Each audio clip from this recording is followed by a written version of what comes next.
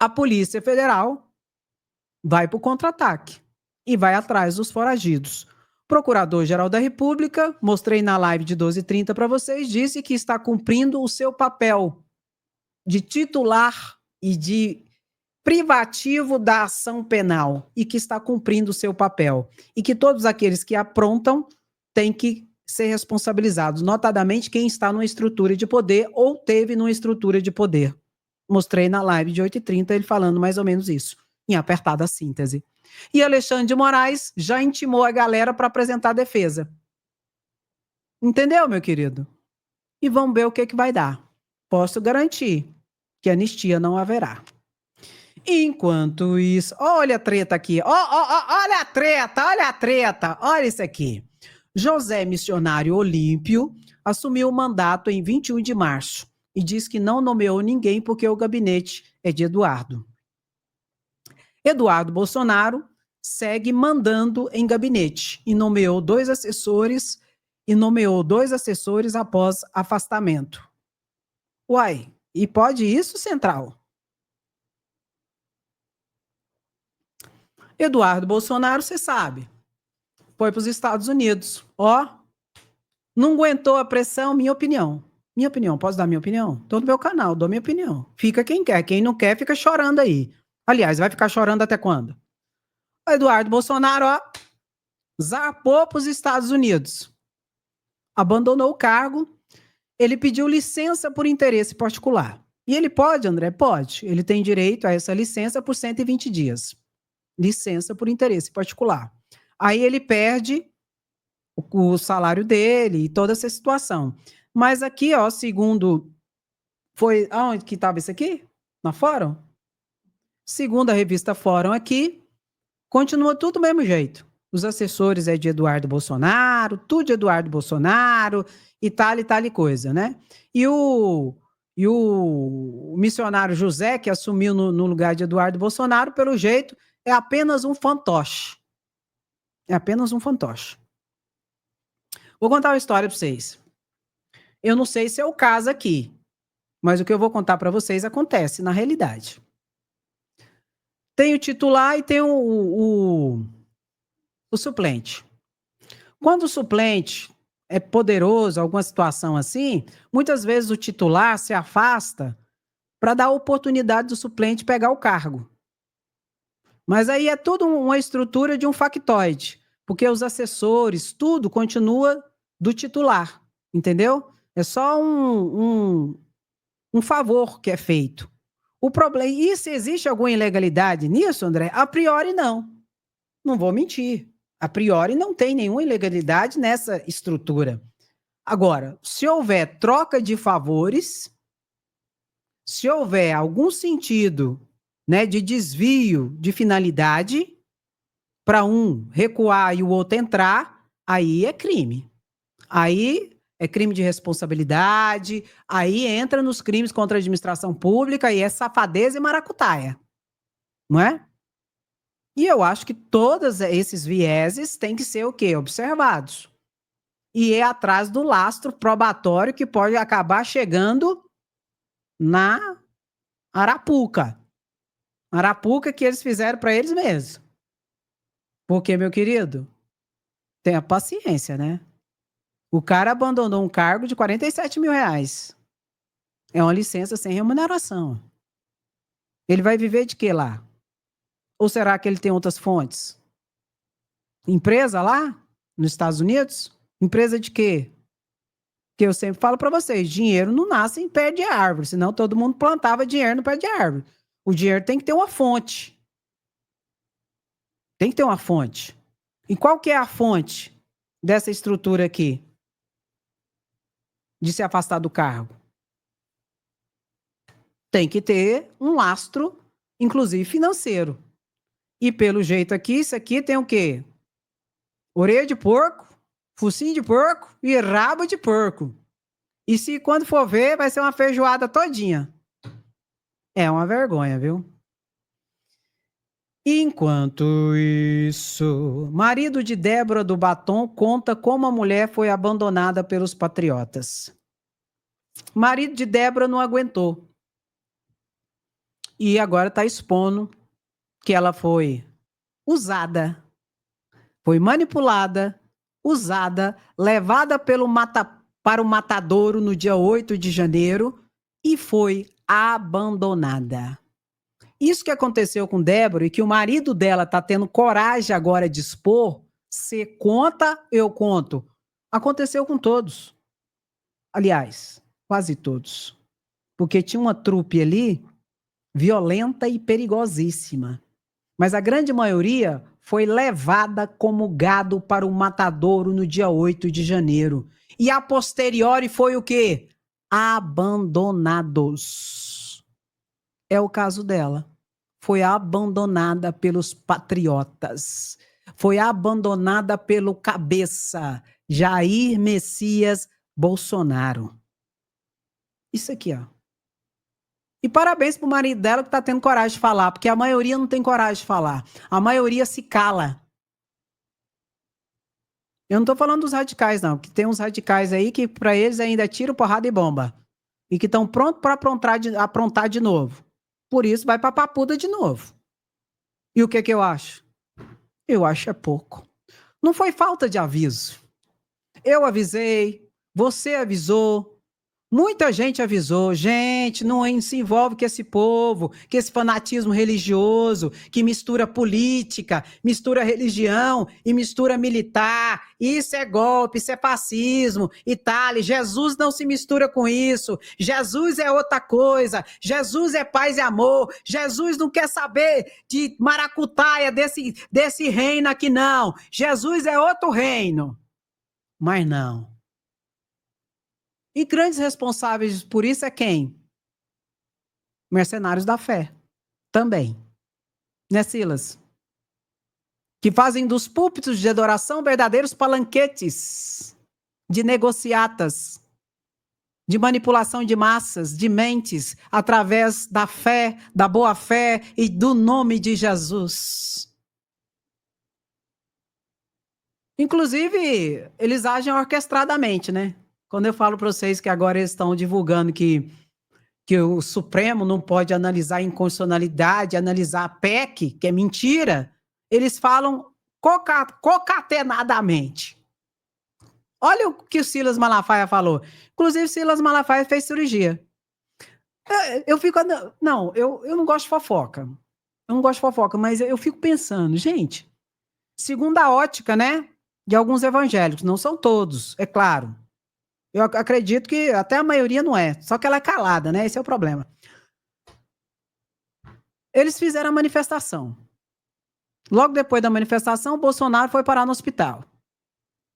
Aí depois, Silas Malafaia também foi parar no hospital. O que é isso? Será que não é castigo de Deus? Porque na ótica, né, deles, é mais ou menos, os trem funcionam assim. Olha o que Silas Malafaia falou, inclusive do Supremo Tribunal Federal, e eu vou ter que esclarecer dentro desse contexto das mentiras, desinformações e fake news. Quando ele estiver falando, coloca assim, ó, plena recuperação. Jesus te abençoe.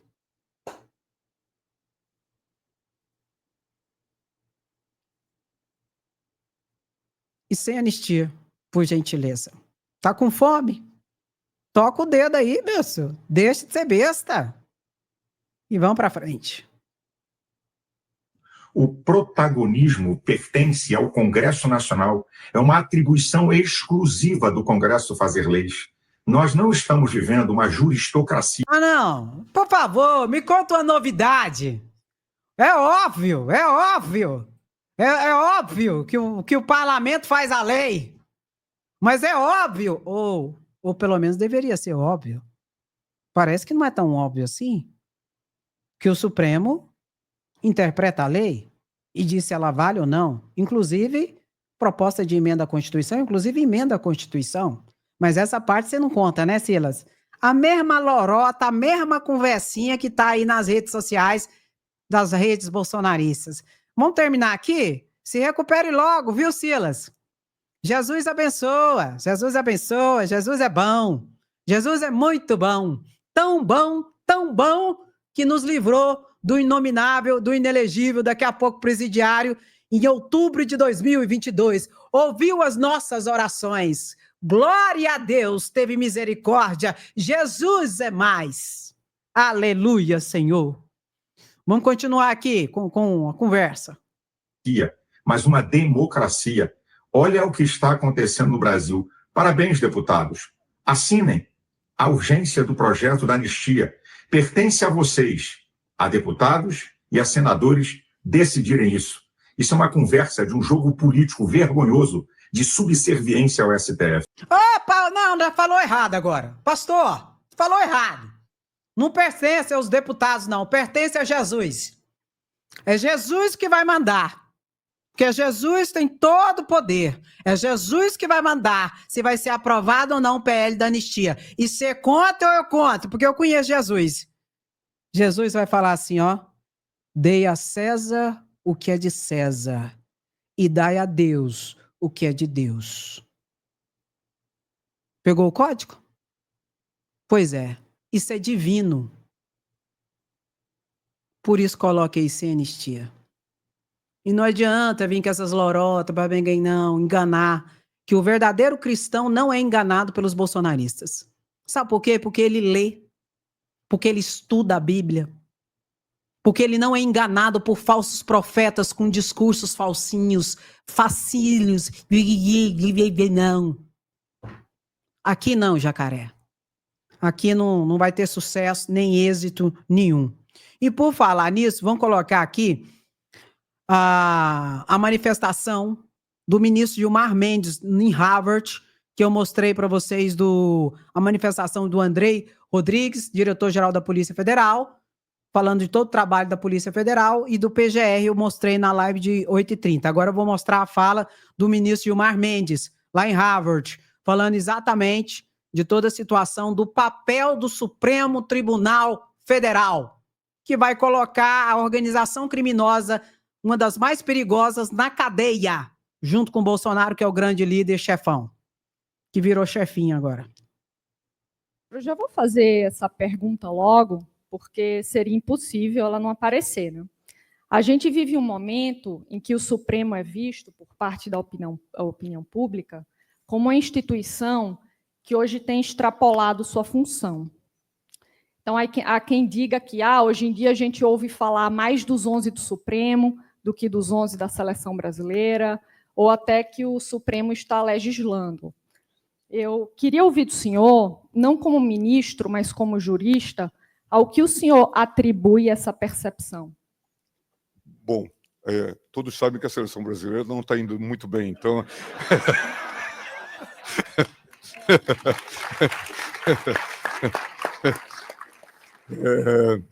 Mas, brincadeira à parte, eu torço pela seleção brasileira e quero que a seleção brasileira seja muito mais conhecida, que os nomes sejam mais conhecidos do que os nomes dos ministros do Supremo. Como sabem, eu adoro futebol. Mas eu não concordo com essa análise de que nós temos um proativismo ou um ativismo no Supremo Tribunal Federal. O problema está, talvez, na incompreensão das nossas competências. No Brasil, nós fazemos o controle da constitucionalidade das leis e, praticamente, ontem a gente até dialogava com o Randolph, que no PSOL fazia as ações diretas. Com um pequeno partido, ele ia diretamente ao Supremo Tribunal Federal. O sistema é diferente do sistema americano. E, portanto, o tribunal faz um controle das leis de forma quase que imediata.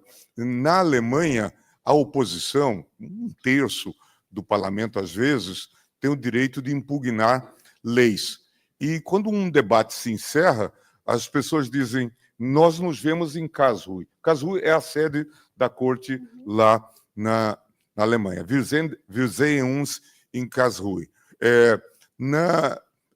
No Brasil, as pessoas dizem: a gente se encontra no Supremo daqui a pouco, não é? E fazem as ações. E foram ações muito importantes, se a gente for olhar, por exemplo, durante a pandemia, toda a regulação, a racionalização desse processo se deu por ação provocada de pessoas, governadores, prefeitos, parlamentares, mas foi o Supremo que foi balizando essas ações. E aqui não podemos esquecer, a Constituição não só consagra a possibilidade do Supremo controlar as ações que firam a Constituição, mas também as omissões inconstitucionais. Nós tivemos muitos problemas durante a pandemia, por exemplo, o SUS, não é? O SUS é um modelo integrado, ousado, usando uma expressão do nosso clássico aqui de Harvard, Mangabeira Unger, ali se fez um experimentalismo institucional. União, estados e municípios estão integrados.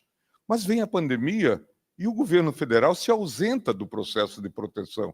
O Supremo autoriza estados e municípios a aplicarem as normas da OMS.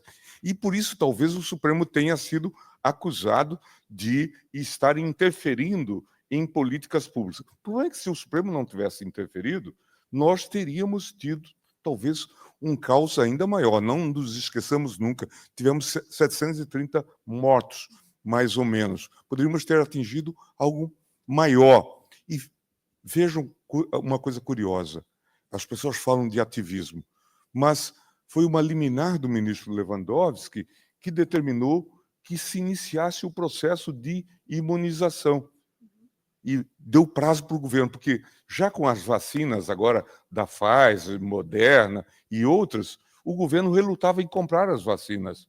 Portanto, me parece que, se existe algum ativismo, eu chamaria de uma situação de pró-ativismo, isso decorre da Constituição, do nosso modelo constitucional, e tem sido feito, em geral, diria eu, para o bem. E mais, meu querido, sabe onde que o judiciário tem mais atividade? Quando o judiciário mais age? Nos países em que o parlamento é omisso, no caso do Brasil, golpista, e não quer trabalhar bem do povo. Eu já expliquei para vocês que, dentro do ambiente dos poderes executivo, legislativo e judiciário, não existe espaço vazio. Dentro desse ambiente, se você deixar um espaço vazio, um poder deixar um espaço vazio, o outro ocupa. E o ministro Gilmar Mendes, ele não quis entrar na questão golpista de agora. Por quê? Porque vai ser julgado ainda. E ele não pode ficar falando sobre isso especificamente, antes do julgamento. Aí ele usou qual exemplo para falar do ativismo judicial do Supremo? A questão da pandemia, em que o ministro Lewandowski, que deu uma liminar e deu uma ordem para Bolsonaro para começar a imunização, para começar a vacinação, porque Bolsonaro se negava a comprar a vacina. Foi por isso que Bolsonaro, inclusive, implementou e assinou para a compra de vacina, senão não teria comprado. E se nós chegamos a quase 750 mil mortes, teríamos chegado a muito mais. Então, aonde a Suprema Corte é muito atuante, é porque o parlamento e o executivo é falho. Aí tem que agir. E tem que agir, sim. E tem que ocupar as lacunas, sim. E foi isso que foi feito, notadamente durante a pandemia do governo Bolsonaro, e que será feito agora. Só que agora tem um porém. Esse fato é interessantíssimo.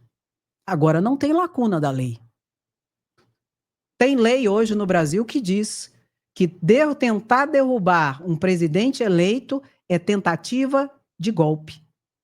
Não tem lacuna. O que tem agora é o Supremo agindo para realização da justiça, ou seja, trazer à realidade o que está escrito na lei, responsabilizando todos os golpistas segundo o tipo penal estabelecido em lei, imprimindo, consequentemente, a pena estabelecida na lei aprovada pelo parlamento, pelos deputados e senadores. Já que no Brasil é de competência privativa a matéria de legislação no campo penal.